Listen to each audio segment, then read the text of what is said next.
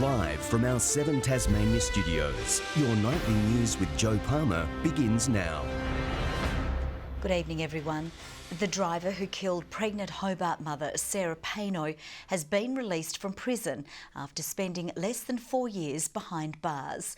The now 19-year-old was granted parole, but the decision's been met with disappointment from those still grieving over the horror crash. This is the devastating scene that shocked Tasmania and the nation in 2016.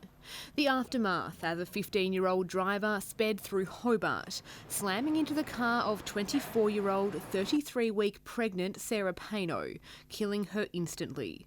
In the wake of the tragedy, her family were left devastated. I'm not in denial that she's gone. I know she's gone and not coming back, but yeah. Find it very hard. In a miraculous twist, her toddler and unborn baby was saved. He's just an image of Sarah. Yeah, just see Sarah in him all over. Thank my lucky stars he's here and Jordan's here. The driver, who can't be named, pleaded guilty to manslaughter and was sent to prison. But this month, the now 19-year-old was released on parole. The parole board finding upon entering the adult prison environment, the applicant's behaviour appears to have moderated. And the applicant is young, and by the reason of that youth, there remains prospect of his reform. The scene here on Davey Street serves as a constant reminder to Sarah's family and friends, who have today labelled the parole decision heartbreaking. But the Law Society says it's a fundamental part of our justice system and prisoner rehabilitation. There can't be decisions based on emotive responses to the type of case or the subject matter. We need decision makers that are strong, impartial, and that decide things based on facts, and that's what they do. Since the tragedy, the government says it's taken action. The government's been acting to toughen our laws and to make sure that the parole board has got people on the board with able to represent victims' concerns and also to have somebody there that has police experience. But for the family, the grief remains. Michelle Wisby, 7 Tasmania News. A man in his 80s has died in a crash outside a school this afternoon. The man's car hit a tree in the far south at Dover after police say it crossed onto the wrong side of the road. Officers are investigating the cause of the crash on the low-speed section of road. They say speed, alcohol and drugs do not appear to be factors. A shake-up has been proposed for Tasmanian school intake boundaries, with the changes out for consultation. The government says the new catchments take into account enrolments, transport and residential developments. The changes, however, have some parents worried. Back to the drawing board for school intake areas. New proposals are out for boundaries after earlier plans were graded down by stakeholders. The government is confident schools will be better off. Just to ensure that our school boundaries and zones keep up to date with where the population growth is occurring. But with the plans out for consultation, the State Schools Association is worried some boundaries don't reflect population trends. Nigel Jones says Risdon Vale Primary School's catchment covers an area with a small and ageing population. There's a lot of bushland, but it also includes the prison and the dam and etc. Well, you can't build houses there. While the neighbouring Lindisfarne North Primary School is planned to cover an area stretching from Gilston Bay through to Old Beach. This school is already at capacity next year, and we have the population at Risdon Vale dropping. Mr Jones says schools at Brighton, Kempton and Bayview are also facing similar challenges. However, Mr Ferguson says under any future changes, siblings can be kept together and families will be allowed to enrol in an out-of-district school if there's space. We're still going to allow parents, regardless of where they live, to be able to at least apply. Parents can check their local school's intake map on the Education Department website. John Hunt, 7 Tasmania News. Tasmania is set to see an infrastructure boom thanks to a record $15 billion in funding over the next decade. The state government releasing its second annual Infrastructure Tasmania project pipeline, outlining investment in roads, bridges, schools and health facilities. All all of which is about making our state safer, more efficient, also creating and underpinning jobs. We need to make investment in skills at the entry level. We've got an older workforce, so people are tending to leave. But Labor says the pipeline lacks a detailed and long-term delivery strategy, and the government is due to spend less on infrastructure next year. Tasmanian footy fans are being urged to turn out in force at Blunston Arena tomorrow for North Melbourne's final game in the state for 2019. Our sports reporter Tom Cooper was at the ground earlier today. Good evening, Tom. Should ROOS fans expect the side to finish off the season with a bit of a bang against the Demons? Yeah, good evening, Joe. Well, North will head in as favourites in what would be veteran defender Scott Thompson's final match, but Melbourne will be keen to send off former Hawthorn star Jordan Lewis on the right note in his last ever game also. Now, the Roos arrived in Hobart this morning ahead of a light training session at Blunston, and despite being out of the finals mix, Rhys Shaw is hoping the side can finish with double digits in the win column after bouncing back under his watch from a horror start to the season. We caught up with the Roos coach earlier today. Let's have a listen. We really enjoy playing footy down here, and the Tasmanian crowd and the Hobart crowd really get behind us, so I love coming down here. We've been down here 4 times this year and enjoyed every one of those trips. We're certainly not taking it as a dead rubber. We're looking forward to the challenge of playing Melbourne. We know they'll be playing pretty hard, so we've got to try and match them. Now, Joe, weather is set to play a big factor on the crowd numbers tomorrow, with up to 3 millimetres of rain and strong winds predicted.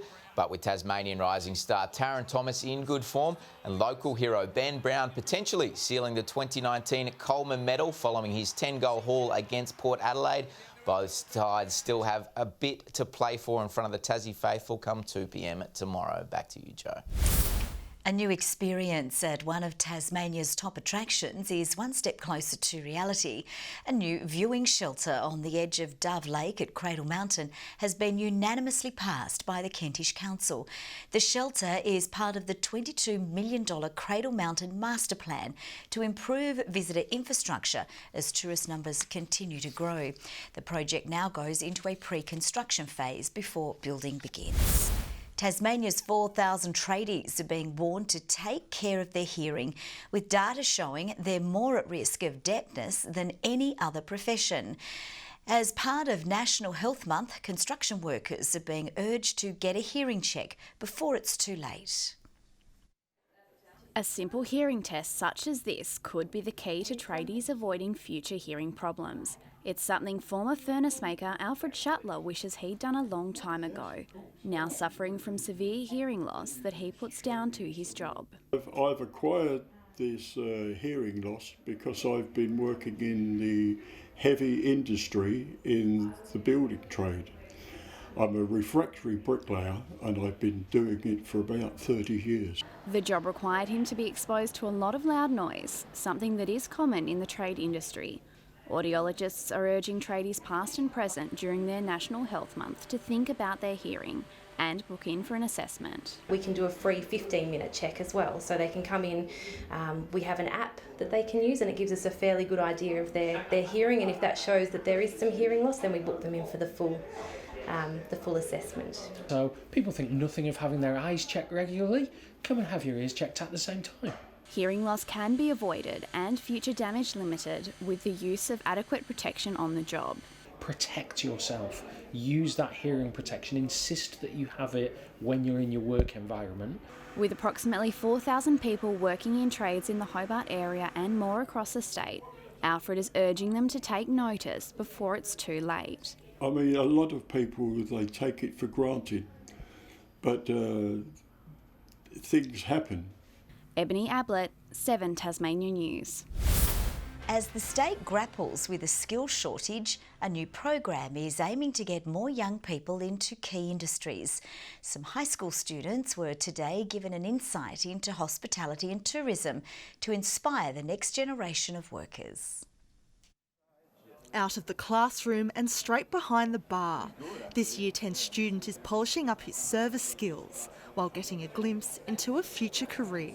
I'll definitely go into more customer service type of things, so I could work with people because I love working with people and conversing, and I've been told that I have a good personality to talk to people, yeah.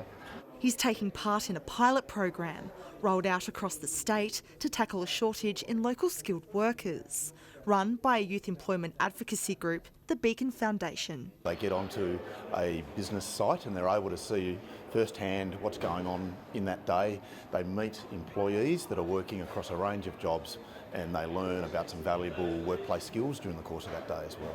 Students today toured through Hobart's iconic Mach 1 hotel to learn the ins and outs of the luxury side of the hospitality industry.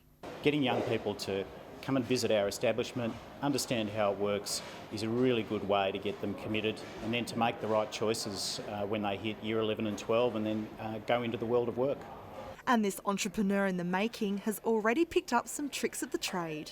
Express yourself really well and make yourself look presentable when you're going for a job interview or when you're first meeting someone.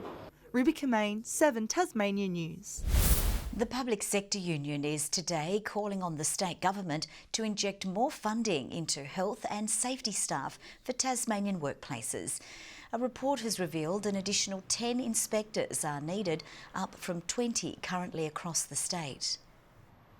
Our workplace standards inspectors can't do a good job if there's only 20 of them who are actually able to go out to workplaces and see whether the right thing is being done, helping good employers to do the right thing and making sure that bad employers are prosecuted.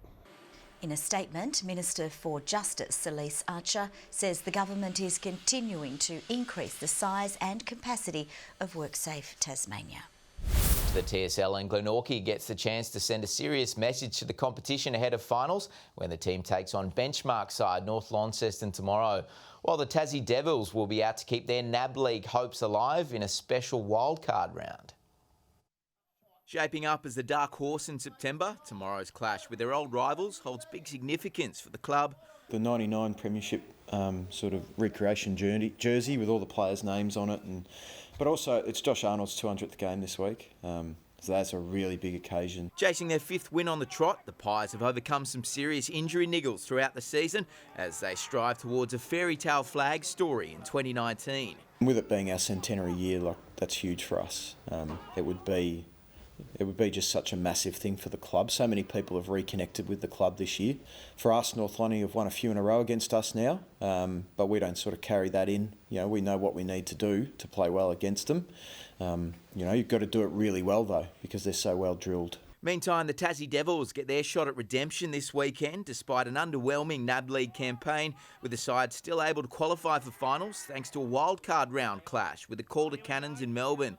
And they'll carry some confidence into the matchup, having recorded a thrilling 12-point win over the Victorians on the northwest coast back in round 4. The opportunity to get on the road, get the group together, train together in Melbourne. I think the weather looks nice over there tomorrow, which will be good.